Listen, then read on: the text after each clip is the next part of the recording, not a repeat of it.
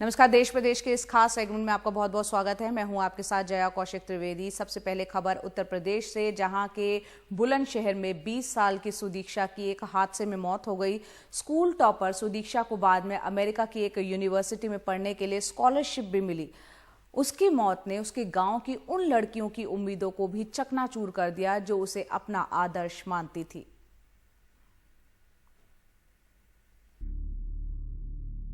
बीस साल की सुदीक्षा भाटी को 12वीं में 98% नंबर मिले।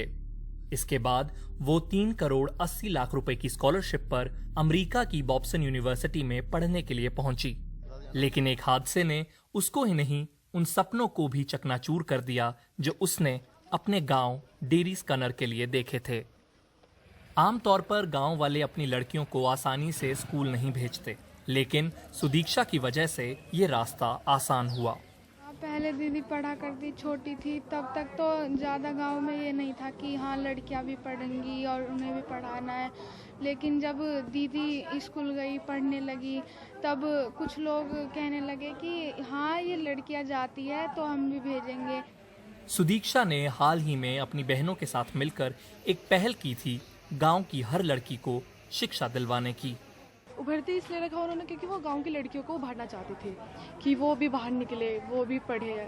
और ज़्यादातर उन्होंने इसको इसलिए किया क्योंकि जो हमारे गांव की लड़कियां हैं, हमारे गांव की नहीं, इनफैक्ट और जो गांव है दूसरे, उस गांव की जो लड़कियां हैं वो भी थोड़ा सा इंस्पायर हो इस चीज़ से। जो उसने अपना एक संस्था बनाई थी यूएसए से ला करके, जिसको वो चलाना चाहती थी, कब उसके आने से पहले ही बंद हो गई। जैसे कि किसी के पास कॉफ़ी के लिए पैसा नहीं है, किसी के पास पेन के लिए पैसा नहीं है, किसी के पास फीस के लिए पैसा नहीं है। जो वक्त उसने देखा ऐसा वक्त कोई और लाखों बच्चे होते हैं ऐसे जो होनहार होते हैं, ऐसा और वक्त कोई बच्चा ना देखे, उसके लिए वो संस्था थी यूएसए में।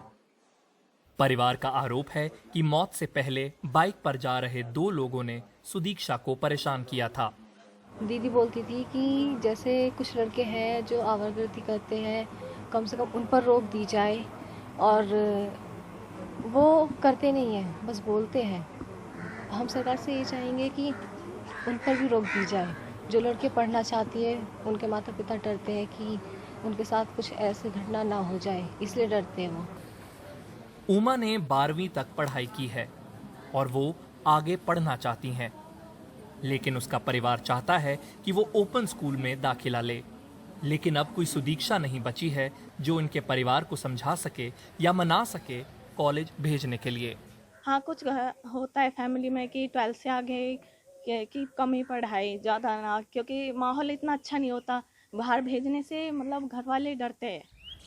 ये पंचायत की वो इमारत है जिसे सुदीक्षा अपनी पहल के लिए इस्तेमाल करना चाहती थी। गांव में बड़ी कक्षाओं के लिए कोई स्कूल नहीं है और विद्यार्थियों की सारी उम्मीदें उभरती से थी। गांव डेरी स्कनर से कैमरा पर्सन कैफ के साथ अरुण सिंह की रिपोर्ट। और अब बात हरियाणा के 5 दानवीर गांवों की। राज्य के 4 जिलों के इन 5 गांवों ने कोरोना राहत फंड के लिए राज्य सरकार को कुल मिलाकर 50 करोड़ रुपए दान किए हैं। ये रकम बड़ी है और खास तौर से गांव को देखते हुए और भी बड़ी। लेकिन अब इसी का दूसरा पहलू भी देखिए। इतना पैसा दान करने वाले ये गांव शिक्षा और स्वास्थ्य से जुड़ी कई बुनियादी दिक्कतों से जूझ रहे हैं। कहीं 10वीं से ऊपर स्कूल नहीं है, तो कहीं प्राथमिक शिक्षा केंद्र नहीं है, तो कहीं दिन में सिर्फ 2 घंटे ही बिजली आती है। मिलेनियम सिटी गुरुग्राम की इन बहुमंजिला इमारतों के पीछे एक गांव है, पालरा। 7,000 लोगों के इस गांव में अब तक कोरोना का बस एक मामला आया है। लेकिन इस गांव ने राज्य सरकार के कोरोना राहत फंड में 21 करोड़ रुपए दान किए हैं। ये गांव हरियाणा के उन 5 गांवों में शामिल हैं जिन्होंने मिलकर कोरोना रिलीफ फंड में 50 करोड़ रुपए दान किए हैं। जबकि उन गांवों में कोरोना के केस बस नाम मात्र को सामने आए। ये पैसा ग्राम पंचायतों ने गांव के विकास फंड से दान किया। हरियाणा में अभी तक 42,000 कोरोना केस सामने आए, लेकिन इन 5 गांवों में अभी तक कोरोना के बस 5 ही केस सामने आए। एक पालरा में और 4 नसीबपुर में। बाकी 3 गांव में एक भी केस सामने नहीं आया। गुरुग्राम के पालरा गांव ने 21 करोड़ रुपए दान किए। सोनीपत के सिरसा गांव ने 11 करोड़ रुपए और रामपुर गांव ने 2.5 करोड़ रुपए दिए। पानीपत के बाल जट्टन गांव ने 10 करोड़ 50 लाख रुपए दिए और नारनौल के नसीबपुर गांव ने 5 करोड़ रुपए दान किए। इन इलाकों के गांव के पास करोड़ों के फंड हैं। इसकी बड़ी वजह है कि इन गांवों को जमीन अधिग्रहण में करोड़ों का मुआवजा मिलता रहा। पालरा गांव के पास अब भी 23 करोड़ रुपए बाकी हैं। लेकिन विडंबना देखिए, इतना पैसा दान करने वाले इन गांवों में बुनियादी सुविधाओं की भारी कमी है। पालरा गांव में एक स्कूल है, वो भी 10वीं तक के लिए। ज्योति जैसी कई लड़कियां जिन्होंने इस साल 10वीं पास की, उनके लिए आगे की पढ़ाई के लिए स्कूल गांव से कई किलोमीटर दूर है। मैम, अब सब पेरेंट्स ये सोचते हैं कि लड़कियों को अकेले बाहर कैसे भेजें।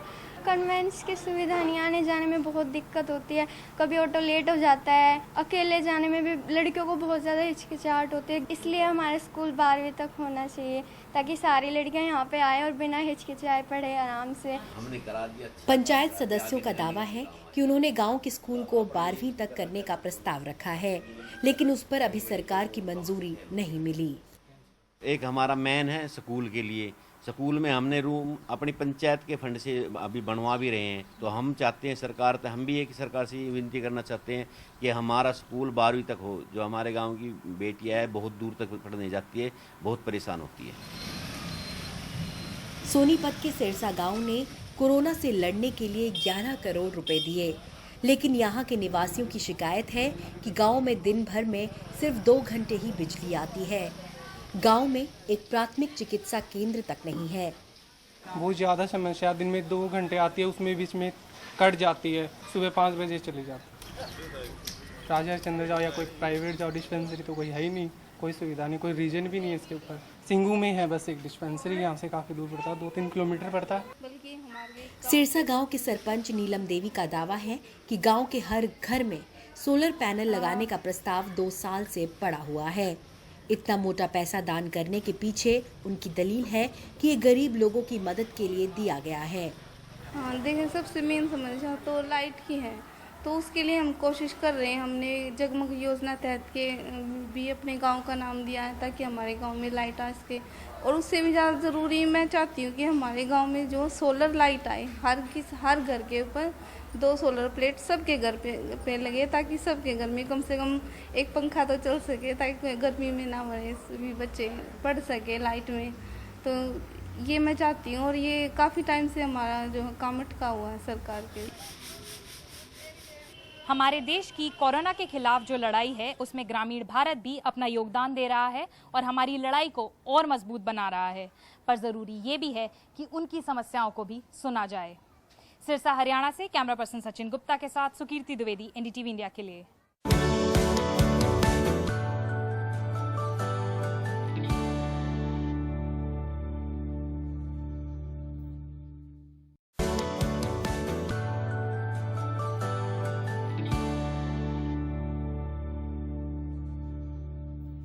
मध्य प्रदेश की बात करते हैं, जहां के रीवा में एक शिक्षक को 3 महीने से वेतन नहीं मिल रहा था। परिवार वालों का कहना है कि आर्थिक तंगी से परेशान होकर उन्होंने नींद की गोली खा ली। गंभीर हालत में इलाज के लिए उन्हें अस्पताल में भर्ती कराया गया, लेकिन उन्होंने दम तोड़ दिया। मौत के बाद अस्पताल की भी लापरवाही सामने आई, जब शव का पंचनामा और पोस्टमार्टम किए बगैर ही शव परिवार वालों को सौंप दिया गया और परिवार वालों ने अंतिम संस्कार भी कर दिया। रीवा के मनगावा में संजय शुक्ल घर की देहरी पर लेटे हैं, कभी नहीं लौटने के लिए। सरकारी स्कूल में पढ़ाते थे, 3 महीने से तनख्वाह नहीं मिली, परेशान थे, खूब सारी नींद की गोलियां खा लीं। उन्हें संजय गांधी अस्पताल में भर्ती कराया गया, जहां पर इलाज के दौरान उनकी मौत हो गई। बताया जा रहा है कि जिले में 1000 से ज़्यादा शिक्षकों को वेतन नहीं मिल सका है। हालात सिर्फ रीवा में नहीं, इंदौर, कटनी जैसे कई जिलों में ख़राब हैं। हम विगत 4 माह से कोरोना का सर्वे कर रहे हैं और विगत 4 माह से ही हमको कोई वेतन नहीं मिला है। हमारी बैंक की EMI हम कैसे भरें, शासन को इसकी कुछ फिक्र नहीं है, ना ही कुछ शासन हमारी कोई चिंता कर रहा है कि इनको कोरोना की ड्यूटी लगी है तो इनको कोई किट वगैरह दिया जाए। राशन की समस्या आ रही है, बच्चों की फीस की समस्या आ रही है, दूध बिल, बिजली बिल, इनकी सबकी समस्या आ रही है। कुछ टेक्निकल प्रॉब्लम के कारण भी शिक्षकों के वेतन रुके हुए हैं, तो वो सब जैसे अलॉटमेंट प्राप्त होता है सब हो जाएगा। सरकार का कहना है तकनीकी दिक्कत है, लेकिन विपक्ष का आरोप है सरकार फेल है। कुछ वेतनमान का निर्धारण इनका और होना था और उसमें ये कहीं छूट गए हैं। कुछ लोगों के और वेतन अभी छूटे हैं और मेरे ख्याल से वो पूरे मध्य प्रदेश में से छूटे हुए हैं कोर्ट के कारण, कोर्ट जनरेट नहीं होने के कारण से। बाकी बजट की अपनी तरफ से सरकार की ओर से बजट सब जारी कर दिया गया है। जो भी जहाँ आ रही है शिकायतें, स्थायी जो परमानेंट टीचर है उनकी केवल कोर्ट जनरेट नहीं होने के कारण आ रही है और कोर्ट जनरेट होने के लिए पीएस के साथ बैठ करके समीक्षा करके उन्हें तत्काल उनका कराया जाए।